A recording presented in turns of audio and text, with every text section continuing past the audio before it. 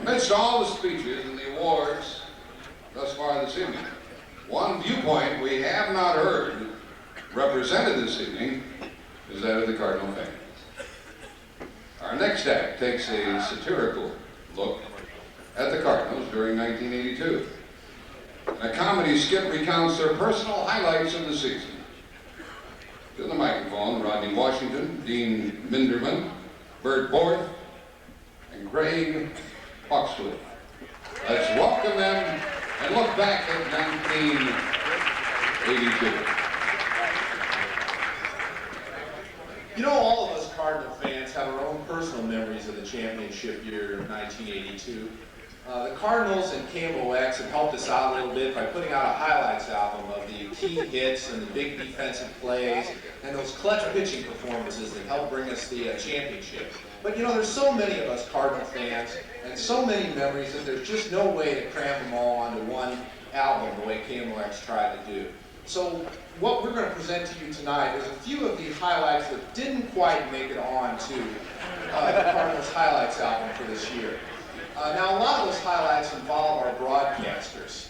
We're fortunate to have some great broadcasters calling the games for us here in St. Louis. Of course, our MC, Jack Buck, is the Cardinals play-by-play man. He's one of the most in-demand announcers in the business, and deservedly so.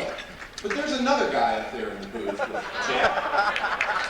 A man with a lilting, lyrical style that's all his own. A knowledge of the game and a love of baseball that is just unsurpassed by any announcer in the business today. He really hit his peak in the World Series during the rain-soaked 6th game when all of us got a look at a completely different side of our old buddy, Mike Shannon.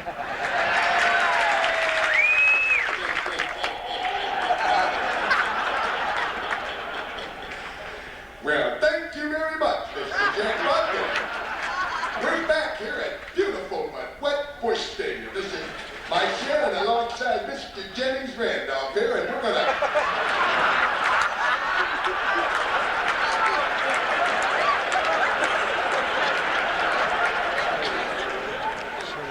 getting ready to start the baseball game out here because it's been raining like felines and canines for the past hour and a half.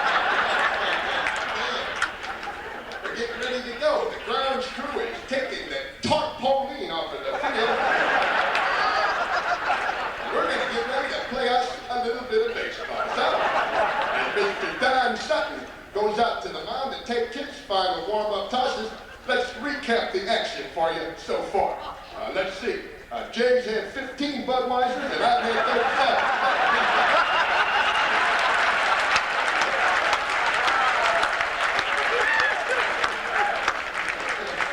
So I'm way out ahead of that count. But now, as far as the baseball game is concerned, well, it's been all St. Louis Cardinals all afternoon long. I tell you, these boys came out of their hotel room swinging today, and they staked young John Stuber to a commanding 6-0 lead. The Brewers' only chance so far came in the 3rd inning when Gorman Thomas hit a baseball about 414 feet, but was robbed of a round tripper on a leap and grab by little Willie McGee. I tell you, Mr. Randolph, another slice of bacon on that boy's breakfast, and that baseball would have been out of here.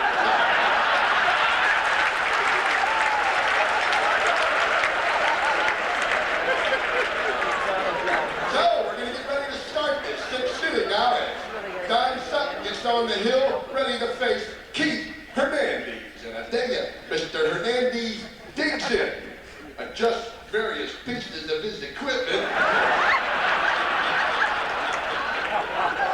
and double taps the lumber to the platter. Sutton has the sign, his first delivery, strike right down central. Well, I tell you, and the Redbirds are really looking for Mr. Hernandez to get a hit right now because, well, I can see by his stats so far that, well, he hasn't done a damn thing. So, the Redbird players and coaches are hoping for the big guy to get something started right now. Sutton has the sign. Hernandez waggles that Louisville slugger menacingly. Sutton kicks and fires. Oh, look out! He threw his hat, and Hernandez is down on his stuff in the dust. That's courtesy of a little chin music from the Dodge Sutton Symphony Orchestra. But I tell you, Mr. Randolph, I don't take too much stock in it, because I think that was just Mr. Sutton's way of saying, hello, Mr. Hernandez. Indeed, Mike Shannon. So,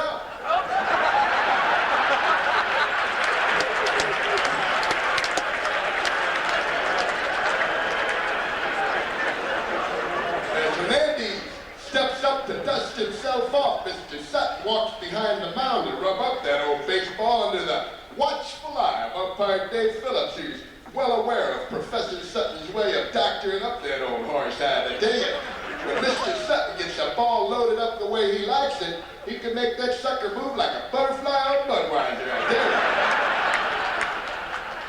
So, Hernandez digs in. Sutton hands the sign, kicks, and delivers. And there's a drive to deep right field. That ball is deep, but it's curving foul. Deep, but it's curving foul. Curving foul. Curving foul. Gonna go foul. Nope, home run. Comically second.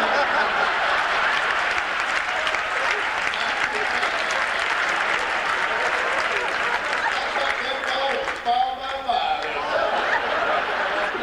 Well, as Hernandez rounds third to bring across the 7th run, the skies open up, and here come the rains once again. Umpire Dave Phillips is walking over toward the Cardinal dugout, and he's going to call it off one more time. He signals for the ground crew to come out on the field, and Jay signals for the butt band to come back up and do the group.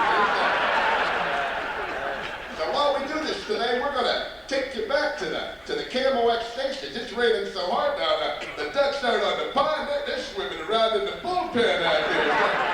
So as we go back to KMOX for a little news break, that ought to give me time to pound down 8 or 10 more. Cold coffee, 75.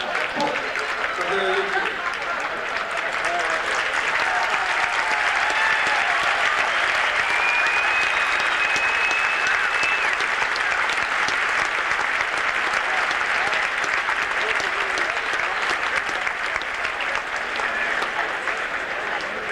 Be a good time to introduce Mike.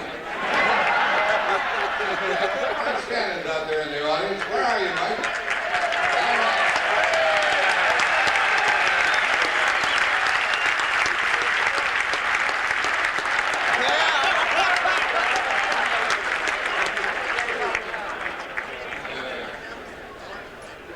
Won't be long, Mike. We'll be back out there at Bush Memorial Stadium.